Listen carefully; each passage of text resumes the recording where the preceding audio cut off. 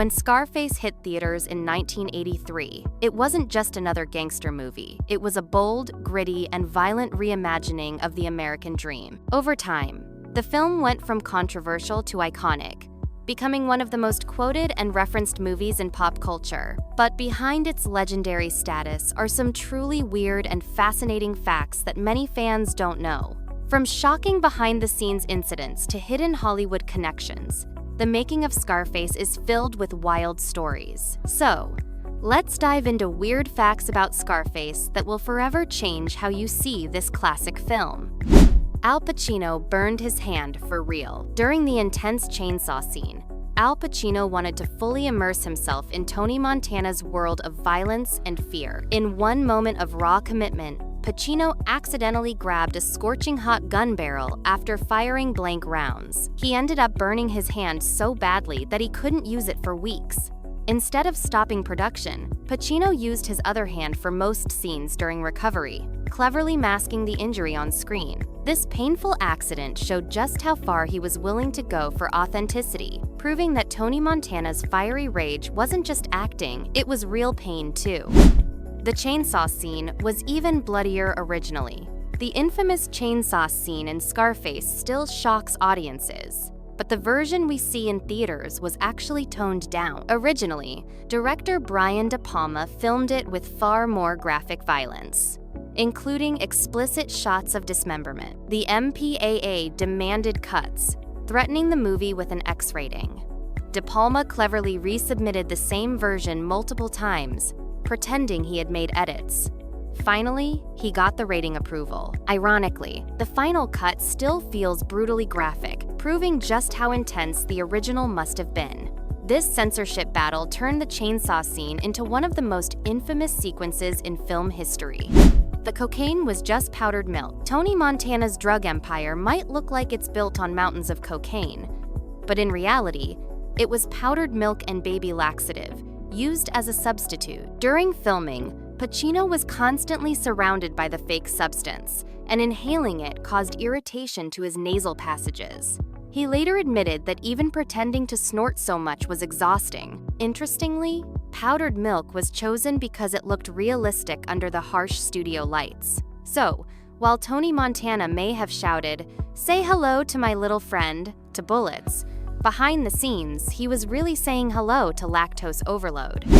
Al Pacino studied real gangsters. To perfect his Cuban gangster persona, Al Pacino spent time studying real-life mobsters and ex-convicts. He even shadowed actual Cuban immigrants in Miami, observing their mannerisms and speech patterns. One key influence was former mobster John Guzman, who advised Pacino on everything from body language to the psychological mindset of a ruthless kingpin. Pacino wanted Tony Montana to feel authentic, not like a caricature. His obsessive preparation paid off, as Montana became one of the most iconic anti-heroes in film history. Pacino's performance didn't just imitate gangsters, it redefined how Hollywood portrayed the criminal underworld for decades to come.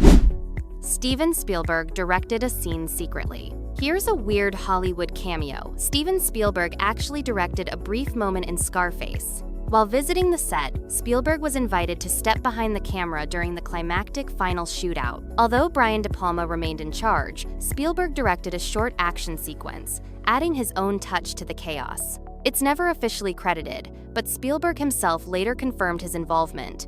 The fact that one of cinema's greatest directors helped shoot Tony Montana's last stand makes the film's legendary finale even more fascinating. It's a hidden collaboration between two of the biggest names in 1980s filmmaking.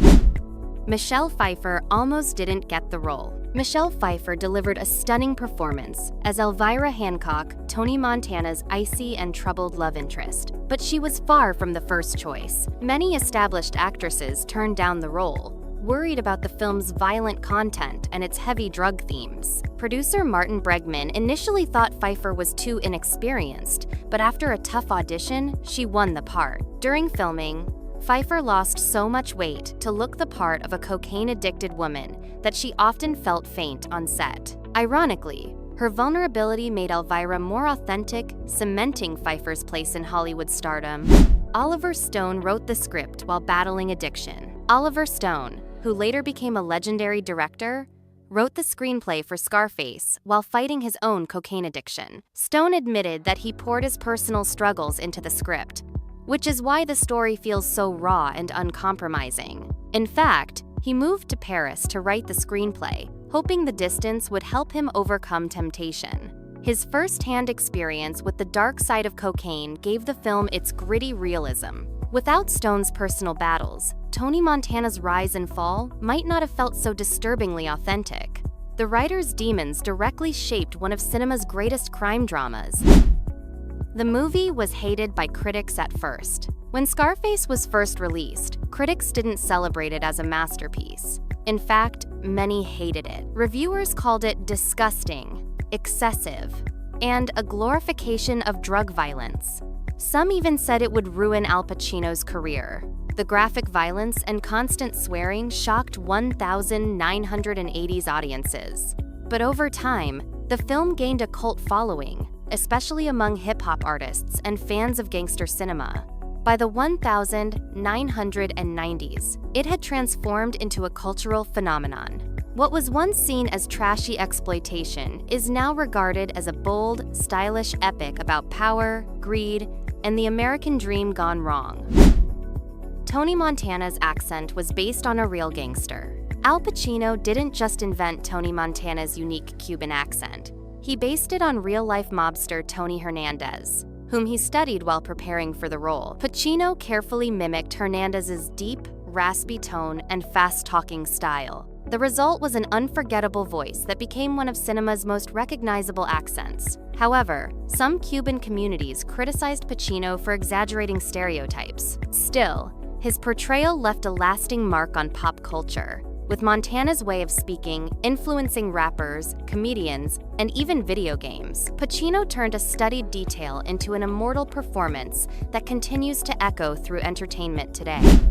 Scarface inspired countless rappers and video games. Although critics trashed Scarface in 1983, it went on to inspire an entire generation of rappers, filmmakers, and even video game developers. Artists like Nas, Jay-Z, and Notorious B.I.G. referenced Tony Montana's rise and fall story in their lyrics, seeing it as a metaphor for ambition and survival. In 2006, the film even got its own video game, Scarface, The World Is Yours, where players could rewrite history and let Tony Montana survive the final shootout. This strange afterlife in hip-hop and gaming culture helped keep Scarface alive as more than just a movie. It became a lifestyle symbol,